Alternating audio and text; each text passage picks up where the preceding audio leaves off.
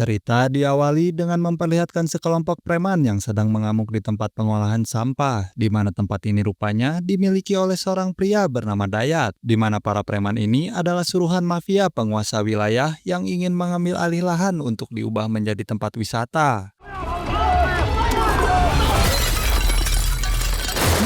Tidak hanya kejam, para preman ini juga sangat biadab ketika mereka sampai membongkar kuburan mendiang Ibu Dayat, di mana Dayat sendiri rasanya ingin melawan, tapi apalah daya, ia hanya seorang tukang rongsok biasa yang tidak bisa apa-apa.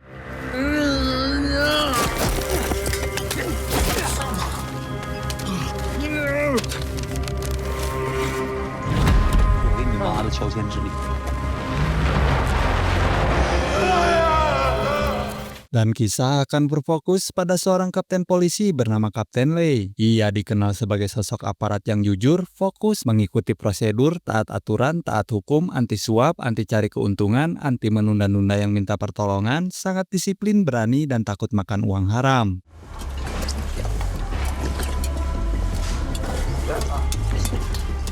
Saat ini, Lei dan juniornya sedang dalam misi menangkap seorang tersangka kejahatan yang punya badan besar dan doyan barang hakam, di mana Lei dengan santainya duduk di depan si penjahat, menuangkan seluruh sambal ke mangkok makanannya, dan selalu melakukan signature move-nya atau gerakan ciri khasnya, yaitu menunjukkan rencana polisinya.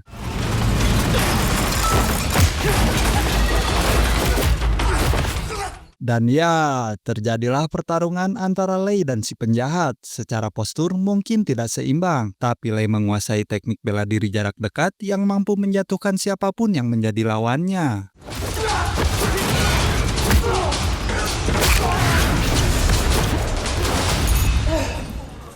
Setelah si penjahat berhasil diamankan, Lei langsung mendapat tugas baru terkait penggusuran lahan yang dilakukan oleh seorang mafia. Dayat membuat sebuah video amatir untuk melaporkan kejahatan yang dilakukan si mafia dan minta tolong kepada aparat untuk segera menindaklanjuti kasus tersebut.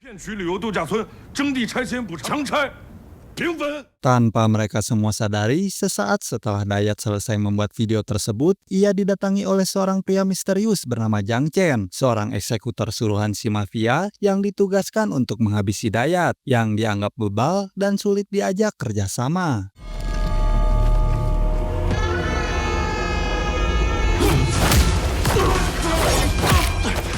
Menggunakan linggis bengkok yang menjadi senjata ciri khasnya, Jiang Chen pun menghajar si Dayat sampai tak berdaya, dan entah bagaimana nasib dia selanjutnya.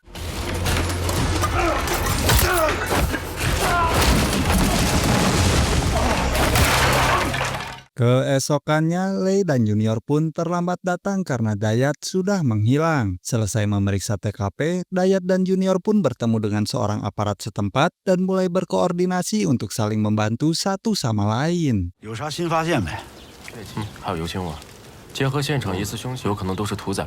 Dan mari saya perkenalkan Anda dengan sang bos mafia yang selama ini selalu menzalimi warga. Dia bernama Wei Tianlang, kita panggil saja Tianlang. Kebetulan hari itu ada demo yang dipimpin oleh kepala desa terkait salah satu warga desanya, yaitu Dayat, yang menghilang secara tiba-tiba. Melihat perbuatan Tianlang yang semakin hari semakin brutal, membuat salah satu rekan bisnisnya marah, di mana hal itu merupakan kesalahan yang sangat fatal karena Tianlang adalah sosok yang tidak bisa dikritik dan tidak bisa mendengar omongan orang lain.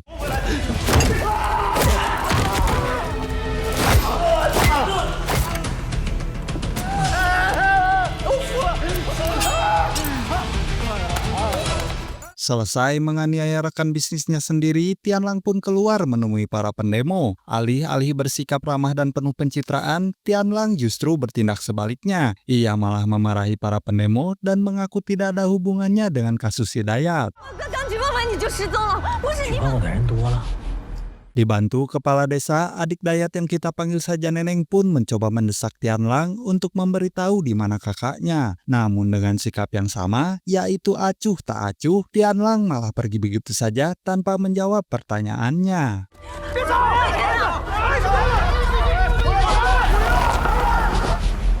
Selesai demo, kepala desa pun menemui Lei yang datang ke kantornya untuk meminta keterangan terkait apa yang sebenarnya sedang terjadi. Alih-alih memberikan keterangan yang jelas dan terperinci, si kepala desa malah asik melinting bako yang menjadi udut favoritnya. Beliau tampaknya terlalu takut menyebut sosok Tianlang karena tak ingin bernasib sama seperti warganya yang lain. 其他村民就没有意见。 那不可能没意见的。 Tak lama muncullah seorang petugas yang memberitahukan terkait penemuan beberapa warga yang menjadi korban penganiayaan. Mereka rupanya sehabis disiksa oleh Jiang Chen suruhan Tianlang. Sehingga makin penasaranlah Kapten Lei yang masih tidak tahu siapa orang di balik semua teror ini. 省委市委领导高度重视，由市刑警支队副队长调查破案工作，采取 异地用警的方式失踪当中，当务之急顺藤摸瓜，一查到底。 Keesokannya, para preman suruhan Tianlang pun kembali berulah. Kali ini sasarannya adalah seorang kakek pemilik tempat makan yang sengaja dibuat bermasalah agar mau menjual tanahnya. 我这是小店儿，兄弟。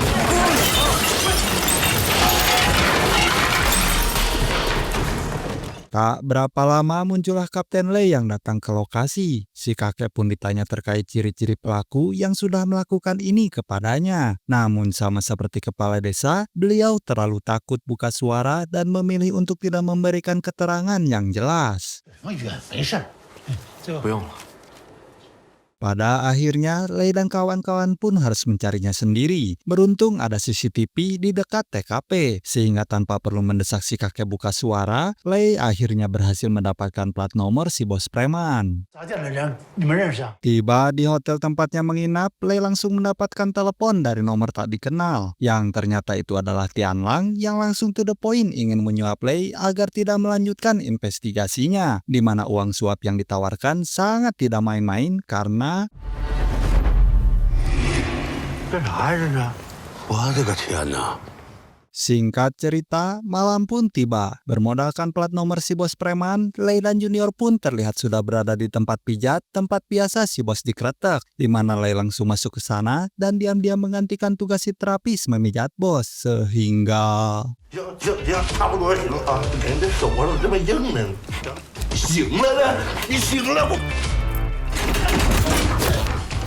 seperti biasa, Lei selalu menunjukkan rencana polisinya sebagai bagian dari prosedur penangkapan. Namun karena si bos tidak tahu polisi macam apa yang sedang ia hadapi, si bos pun mencoba kabur, tetapi...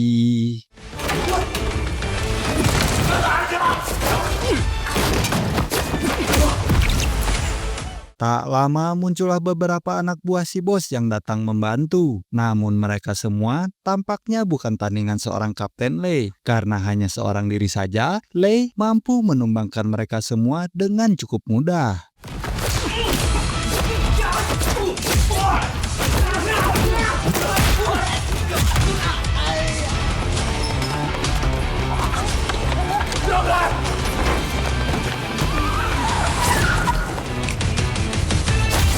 Akhirnya si bos berhasil ditangkap dan disita ponselnya. Melalui ponselnya itulah Lei akhirnya mendapatkan sebuah lokasi baru yang merupakan tempat karaoke dan hiburan yang mungkin akan menuntunnya untuk menemukan petunjuk baru. Tiba di sana, ternyata tempat ini bukanlah tempat karaoke, melainkan tempat dansa khusus para lansia. Sampai muncul seorang wanita bernama Maria yang menawarkan hiburan tingkat lanjut. Disitulah Lei akhirnya sadar jika Maria ini adalah semacam calo yang menuntun para pelanggan ke tempat hiburan terselubung. Sehingga seperti biasa, ia pun langsung menunjukkan rencana polisinya untuk mempercepat proses investigasi.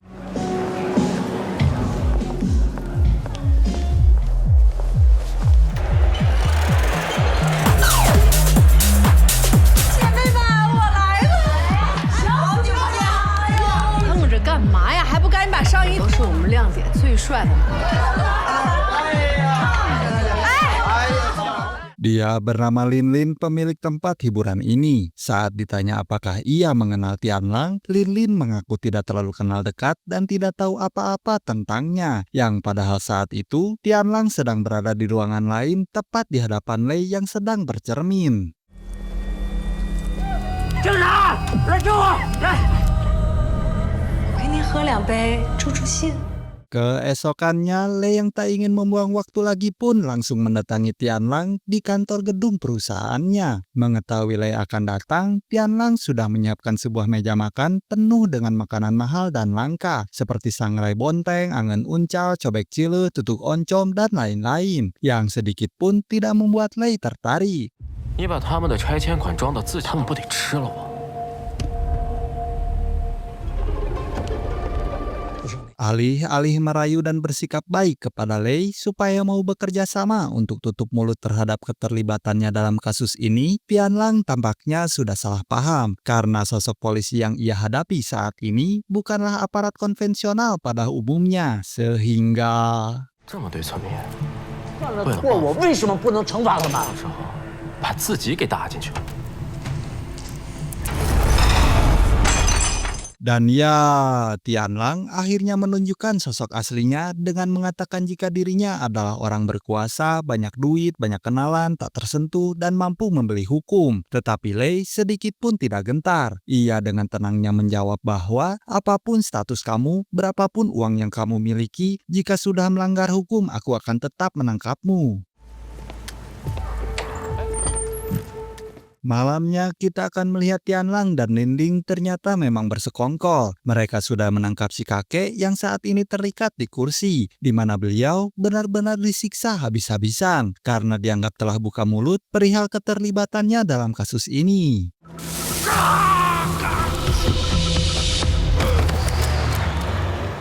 Kembali ke Kapten Lei yang baru sampai di hotel tempatnya menginap, di mana saat ia baru masuk lift, ada pasangan kekasih yang juga ikut masuk. Seperti yang bisa Anda tebak, mereka berdua adalah orang suruhan Tianlang yang dikirim untuk membunuh Lei, sehingga terjadilah pertarungan di tempat sempit yang akan membuat Anda teriak histeris.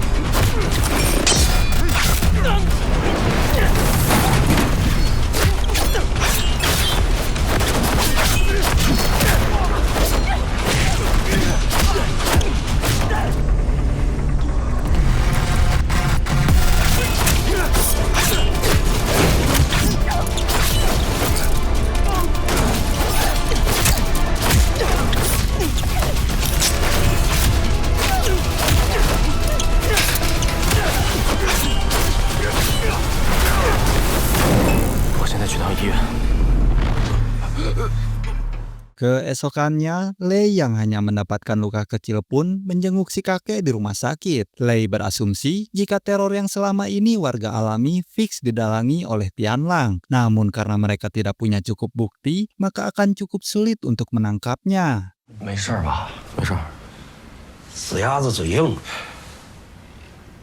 有个事儿。 Beralih ke neneng adiknya Mang Dayat, ia terlihat sedang meminta bantuan kepada Maria agar bisa mempertemukannya langsung dengan Tianlang. Yang karena mereka saling kenal dan tinggal di RT RW yang sama, maka Maria pun mengabulkan permintaannya. 那么死守着那个废品收的单都是我哥护着我，他想多攒点钱给我当嫁妆。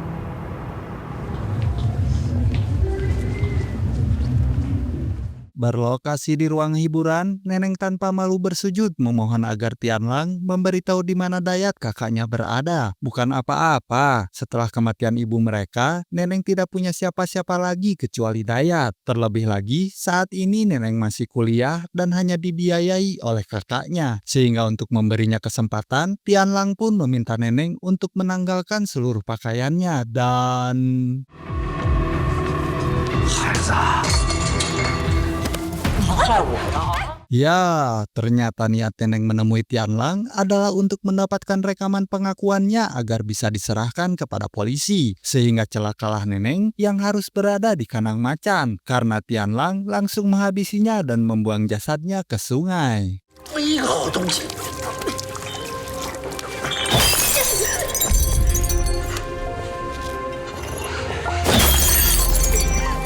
感受一下生不如死。 钓鱼也没钓上鱼，我看那边海带了，我先过去看看4马。Beberapa hari berlalu setelah kematian Neneng, Lin sang pemilik tempat hiburan pun mendatangi kediaman Maria sembari membawa sekantong penuh uang. Ternyata Lin sudah memeriksa rekaman CCTV dan menemukan jika Maria sempat merekam kematian Neneng dengan ponselnya. Sehingga kedatangan Lin ke sini adalah untuk meminta ponsel tersebut sekaligus memberikan uang sebagai uang tutup mulut. 没有备份吧？关号机。 Beralih ke Tianlang dan ibunya yang sedang ziarah ke makam sang ayah. Di situ juga ada Jiang Chen, pengawal setia Tianlang yang ternyata adalah anak baptis dari mendiang ayahnya. Sehingga tidak heran jika Jiang Chen sangat loyal terhadap Tianlang karena sudah menganggapnya sebagai keluarga sendiri. Di sini jugalah akhirnya terungkap alasan kenapa Tianlang begitu kejam kepada semua penduduk desa. Ternyata itu semua ia lakukan bukan semata-mata karena ingin menguasai lahan, melainkan ada penyebab lain yang lebih masuk akal. Rupanya semua dilandasi oleh kematian sang ayah akibat diracun oleh salah satu warga desa. Kasus itu belum terpecahkan, pelakunya masih bebas berkeliaran. Sehingga untuk melampiaskan balas dendamnya, Tianlang sengaja membuat warga desa menderita sebagai balasan atas kematian ayah tercinta. 我听别人跟你说什么？ Sang ibu sebenarnya tak kurang-kurang memperingatkan putranya untuk jangan melakukan hal itu. Tapi tampaknya kehilangan yang dialami oleh Tianlang terus menghantuinya seumur hidup. Dan memang sudah bertekad untuk terus membuat warga desa menderita. Sampai pelaku yang meracuni ayahnya berhasil ditemukan. 行行，我知道了，别口。 Beralih ke Maria yang sedang pesta narkoboy bersama dengan dua teman prianya. Alih-alih kabur sejauh mungkin dengan uang pemberian Lin, Maria tampaknya lebih memilih untuk menikmatinya di tempat ini. Tanpa sadar jika Lin dan Tianlang sudah mengirim Jiang Chen untuk mengeksekusinya. Dan inilah yang terjadi.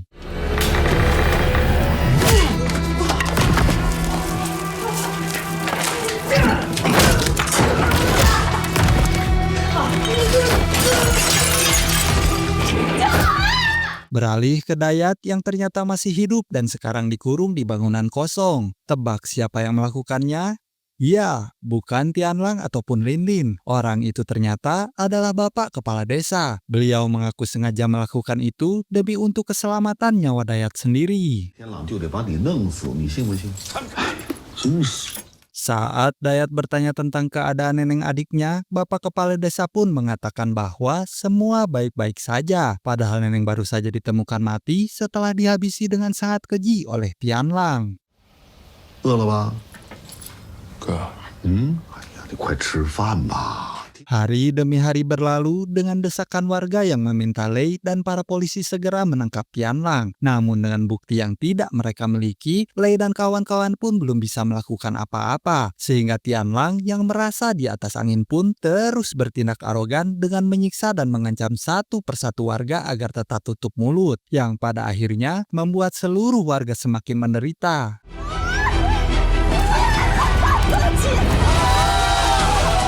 Dan Anda mungkin akan sangat dibuat terkejut saat baru mengetahui jika bapak kepala desa ternyata juga ikut bersekongkol dengan Lin dan Tianlang. Mereka adalah satu komplotan yang saling bersimbiosis mutualisme, saling mengambil keuntungan satu sama lain, dan tidak ada orang yang mengetahui tentang hal ini. Melihat Jiang Chen selalu ngingintil dan tahu banyak hal tentang persekongkolan ini, bapak kepala desa dan Lin pun jadi khawatir apabila Jiang Chen suatu saat tertangkap polisi dan tidak punya pilihan lain selain menyebutkan siapa saja yang ikut terlibat. Sehingga demi membuktikan seberapa setianya Jiang Chen, Tianlang pun menyuruhnya untuk potong lidah demi membuktikan kesetiaannya pada majikan. 行不行？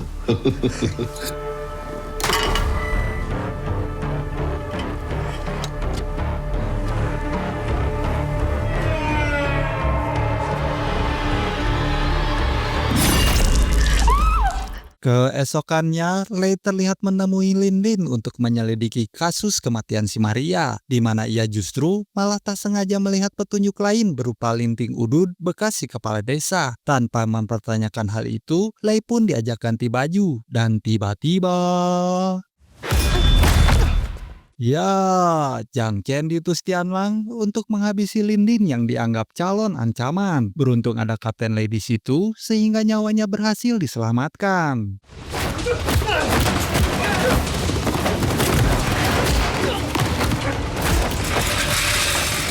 Dari situ, mereka pun terlibat kejar-kejaran sampai ke atap gedung, di mana Jiang Chen akhirnya menemukan lawan yang seimbang, karena sejauh ini belum ada lawan yang berhasil memuaskan hasrat bertarungnya.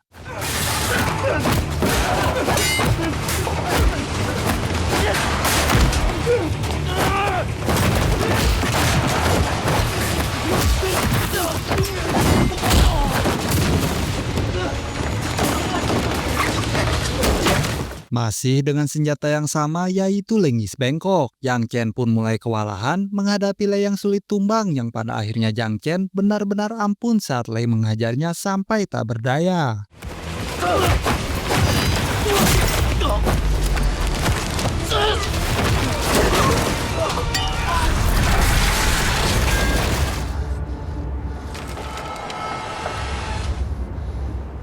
Percobaan pembunuhan yang dilakukan Jiang Chen secara otomatis menyeret nama Tianlang dalam kasus ini, sehingga Lei akhirnya berhasil melakukan penangkapan secara resmi, di mana Tianlang sendiri terlihat sedang menelpon seseorang yang punya jabatan cukup penting, yaitu Bapak Wakil Gubernur, yang ternyata adalah ayah Lin Din dan sering menerima uang suap dari Tianlang.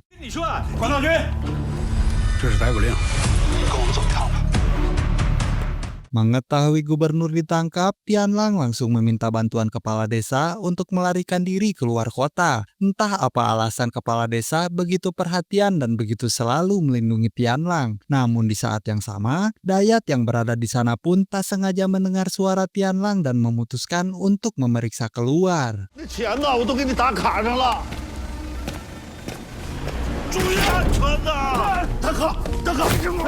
Dan ya, Dayat pun langsung menyerang kepala desa setelah mengetahui pengkhianatan yang dilakukannya. Tetapi setelah mengetahui persekongkolan mereka berdua, Dayat akhirnya angkat bicara terkait suatu rahasia yang ia simpan selama ini. Rahasia tersebut berkaitan dengan kematian ayah Tianlang, bahwa orang yang telah membunuhnya tiada lain dan tiada bukan adalah sosok kepala desa itu sendiri.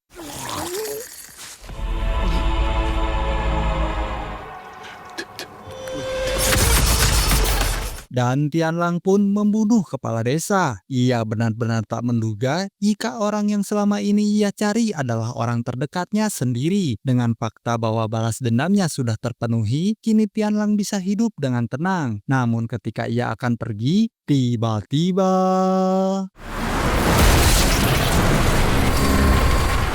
berlokasi di tempat pengasapan ikan, Lei akan memenuhi janjinya untuk menegakkan keadilan, yaitu menangkap si Tianlang. Tak disangka, meskipun Tianlang bukan seorang petarung, namun ia sangat gigih melakukan perlawanan, sampai-sampai pertarungan berlangsung alot dan cukup menegangkan.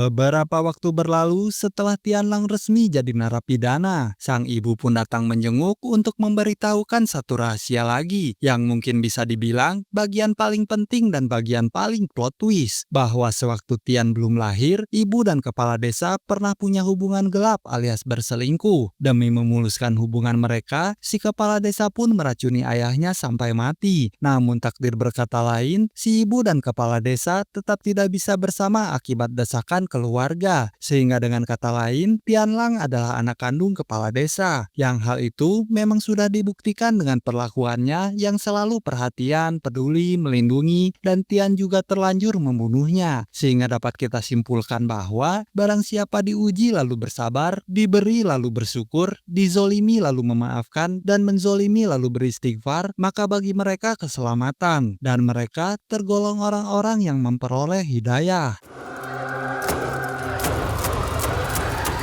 Tamat, dan sampai jumpa di alur cerita film selanjutnya.